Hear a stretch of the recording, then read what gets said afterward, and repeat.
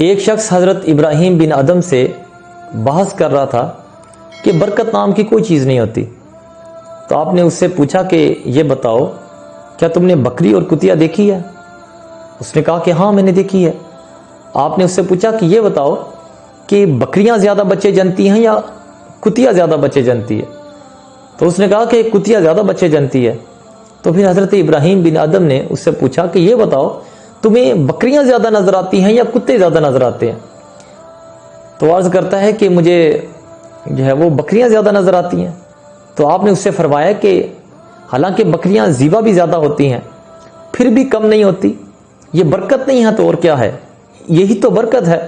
تو وہ شخص عرض کرتا ہے کہ حضور اس کی کیا وجہ ہے کہ بکریوں میں برکت ہے اور کتوں میں برکت نہیں ہے؟ تو حضرت ابراہیم بن ادم نے اس سے فرمایا کہ بات یہ ہے کہ جو بکریاں ہیں وہ رات ہوتے ہی سو جاتی ہیں اور فجر کے وقت اٹھ جاتی ہیں، اور یہی نزول رحمت کا وقت ہوتا ہے. اور کتے ساری رات بھونکتے رہتے ہیں اور فجر کے وقت سو جاتے ہیں اور اللہ رب العزت کی رحمت اور اس کی برکت سے محروم رہ جاتے ہیں. تو بس یہی غور فکر کا مقام ہے. آج ہمارا حال بھی یہی ہے کہ ہم ساری رات فضولیات میں گزار دیتے ہیں اور جب نزول رحمت کا وقت ہوتا ہے تو اس وقت سو جاتے ہیں.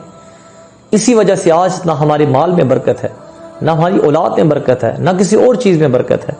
تو ہم اللہ تعالیٰ سے یہ دعا کرتے ہیں کہ اللہ تعالیٰ ہمیں بھی اپنی راتوں کو اس کے ذکر و فکر میں گزارنے کی توفیق عطا فرمائے. السلام علیکم. سبسکرائب کریں ہمارے چینل کو اور بیل آئیکن کو کلک کرنا نہ بھولیں تاکہ آپ دیکھ سکیں ہماری نئی نئی ویڈیوز.